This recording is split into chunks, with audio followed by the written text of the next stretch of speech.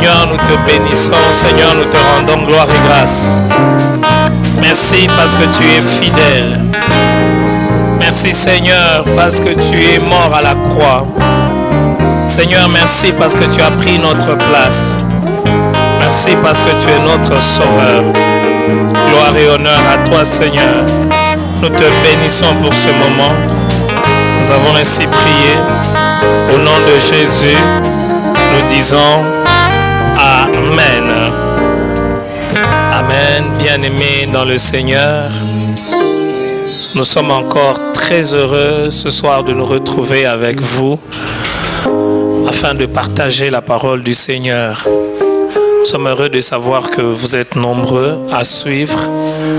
Nous sommes heureux de recevoir vos feedbacks, mais aussi heureux pour ceux qui vont suivre sur YouTube. Vous qui allez suivre sur YouTube ou qui suivez sur YouTube, n'oubliez pas de vous abonner et aussi de partager cette vidéo. Lorsque vous vous abonnez, vous participez au fait à l'évangélisation. Lorsque vous partagez, vous faites également de même. Aujourd'hui, j'aimerais que nous puissions lire dans 1 Corinthiens le chapitre 5, le verset 7 jusqu'au verset 8. Faites disparaître le vieux levain, afin que vous soyez une pâte nouvelle, puisque vous êtes sans levain, car Christ notre Pâque a été immolé. Célébrons donc la fête non avec du vieux levain, non avec un levain de malice et de méchanceté, mais avec le pain sans levain de la pureté et de la vérité.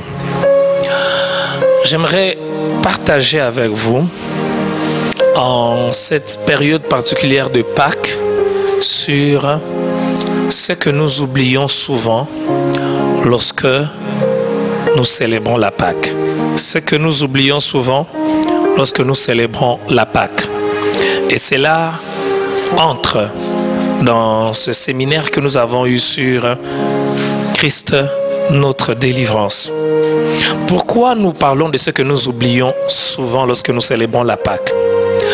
Parce que il y a des fêtes chrétiennes qui deviennent parfois comme simplement une tradition, comme une habitude. On les fait parce que c'est dans les calendriers. Je suivais des informations sur une chaîne en France. Lorsqu'on parle de la Pâque, on fait allusion au chocolat, on fait allusion à certaines choses, mais on oublie le sens profond. Et parfois, même parmi les chrétiens, on pense à la Pâque, on fête la Pâque, mais nous oublions le sens profond de la Pâque. Il y a des choses que nous oublions dans la Pâque.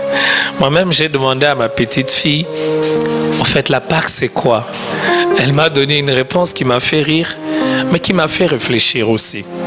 Est-ce que si on posait la question à tous ceux qui sont chrétiens, qui pendant cette période prient, jeûnent, pensent à la Pâque, est-ce qu'ils peuvent répondre pour dire c'est quoi la Pâque? Mon but est donc que nous puissions quitter cet aspect simplement de tradition d'habitude, mais que nous puissions aller dans le fond. C'est quoi et pourquoi il y a des choses que nous oublions. J'aimerais commencer par nous dire que lorsque l'apôtre Paul écrit ces quelques phrases que nous venons de lire, il s'adresse à une église qui avait des problèmes particuliers. L'église de Corinthe avait beaucoup de problèmes.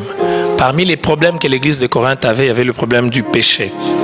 C'était des personnes qui se rassemblaient, qui priaient, mais qui en même temps toléraient et entretenaient le péché. Lorsque l'apôtre Paul parle de l'état moral de l'église de Corinthe, du désordre qu'il y avait dans l'église de Corinthe, il fait allusion à la Pâque.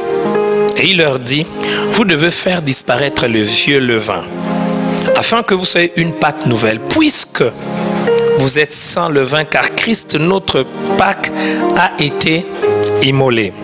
Célébrons donc la fête, non avec du vieux levain, non avec un levain de malice et de méchanceté, mais avec le pain sans levain de la pureté et de la vérité. Lorsque l'apôtre Paul fait allusion à la Pâque, en parlant à l'église de Corinthe qui avait des problèmes moraux, il veut faire comprendre aux chrétiens de Corinthe, au fait, qu'on ne peut pas marcher avec le Seigneur qui est mort pour nous, qui nous a délivrés, et en même temps entretenir le péché. C'est comme ça qu'il leur dit qu'il faut ôter le vieux levain. Et l'une des choses que nous oublions souvent lorsque l'on parle de la Pâque, on oublie que la fête de Pâques, ça doit être une fête où on met de côté le vieux levain. Ça doit être une fête, ça doit être un moment où on s'examine pour regarder si nous sommes réellement dans la crainte de Dieu, si nous sommes réellement encore en communion avec lui. Bien-aimé, es-tu encore en communion avec lui? Ou il y a encore le vieux levain en vous, en toi? Nous oublions donc que la fête de la Pâque doit nous rappeler que nous devons mettre de côté le vieux levain parce que Christ, notre Pâque, a été immolé. La deuxième chose que nous oublions souvent lorsqu'on parle de la Pâque, c'est que nous oublions généralement d'insister sur le changement que doit produire l'œuvre de la croix en nous. Quand je parle du changement, j'aimerais nous ramener à notre responsabilité. Il y a ce que Christ a fait, mais il y a des choses qu'à cause du fait que Christ a fait certaines choses à la croix, que nous devons changer. La fête de la Pâque doit être une fête de changement. Pour Israël, c'était sortir de l'Égypte, quitter de l'état d'esclave à un autre état. Pour nous aussi, ça doit être une fête de changement. Il y a des choses qui doivent changer. Et ma prière, c'est que des choses changent pour toi, que des choses changent pour moi, que des choses changent dans le sens positif, pas dans le sens négatif. La troisième chose que nous oublions lorsque nous parlons de la Pâque, nous oublions que la fête de la Pâque, c'est une fête qui nous rappelle l'importance de la communion avec Dieu, la relation avec Dieu. Lorsque vous lisez dans Exode chapitre 12, on nous montre comment le peuple d'Israël a été délivré de la captivité en Égypte. Le fondement, c'est quoi? C'était la relation avec Dieu. Il leur dit, voilà ce que vous devez faire. Et ils obéissent à ce que Dieu leur dit. Vous allez manger l'agneau dans telles conditions. Le sang, vous allez appliquer à tel endroit. Et moi, je verrai le sang et je passerai. Tout ça, ça ramène à quoi? C'était un peuple qui a écouté Dieu. Il n'y a pas de communion lorsqu'on ne s'écoute pas. Lorsqu'on ne sait pas communiquer, il n'y a pas de communion. Parce que l'une des bases de la communion, c'est la communication. Quel est l'état de ma communication? Quel est l'état de ta communication avec Dieu? Ta communication avec Dieu est-elle bonne? Et la qualité de la communication, ça s'évalue. Et chacun peut évaluer la qualité de sa communication avec Dieu. L'un des éléments, est-ce que je fais ce que Dieu dit? Est-ce que je sais même percevoir, entendre ce qu'il dit? La quatrième chose, par rapport à la Pâque que nous oublions souvent, la Pâque, elle est christocentrique. Elle est centrée sur le Christ. Aujourd'hui, la tendance dans le christianisme, c'est de centrer les choses sur l'homme. On veut faire tourner les choses autour de nous. Et c'est ça qui fait que nous développons un christianisme pas normal, un christianisme pas correct, où l'homme devient le centre et Dieu devient celui qui doit faire des choses pour l'homme. Nous ne devons pas perdre de vue que Dieu n'existe pas pour nous, mais nous, nous existons pour Dieu. Dieu n'est pas Dieu parce que nous sommes là. Même sans nous, Dieu est Dieu. La Pâque nous rappelle que tout est centré sur Christ. Mais ce Christ-là, il est plein d'amour parce que ce qu'il fait à la Pâque, Il l'a fait pour nous, il est mort pour nous. Mais tout doit être centré sur lui. La cinquième chose que nous oublions souvent, lorsque l'on parle de la Pâque c'est une fête de l'amour. Une fête de l'amour, parce que c'est la démonstration de l'amour. Si pour l'Israël en Égypte, c'est un agneau qui est mort, pour nous, ce n'est pas un agneau qui est mort. Pour nous, c'est un homme, Jésus, qui était à la fois homme et à la fois Dieu, qui est mort pour nous. Vous imaginez comment Dieu peut accepter de se revêtir d'un corps humain. Dieu peut accepter de se limiter et de vivre sur la terre pour nous. Frères et sœurs, au-delà de toutes les célébrations que nous faisons, nous entendons parler de la Pâque à la radio, à la télévision, même auprès des personnes qui ne connaissent pas Dieu. Rappelons-nous que la Pâque, c'est une fête de l'amour. Ça doit nous pousser à être plein d'amour, à aimer les autres, à aimer nos semblables, à partager l'amour. Et nous devons réellement devenir des instruments qui partagent l'amour. L'amour autour de nous.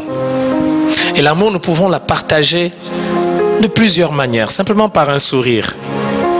Simplement par un appel. Simplement par une oreille attentive. Simplement par un regard. Simplement par une prière aussi. L'amour n'est pas simplement dans un don matériel. Il y a des personnes qui n'ont pas besoin que vous leur donniez de l'argent parce qu'ils en ont. Parfois, ils ont simplement besoin que vous les écoutez. Ils ont simplement besoin que vous priez pour eux. Frères et sœurs, j'ai voulu nous rappeler ces choses parce que c'est important.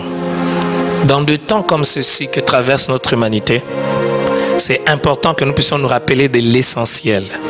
Que nous ne soyons pas dans ce qui est superficiel. La Pâque nous rappelle le sacrifice.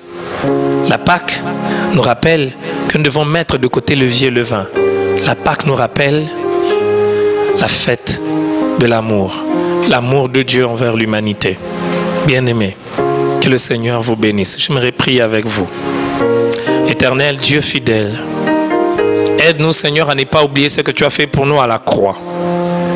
Aide-nous Seigneur à ne pas être dans la tradition, dans les habitudes. Mais amène-nous à être dans le fond. Nous ne voulons pas parler de la Pâque simplement parce que tout le monde en parle.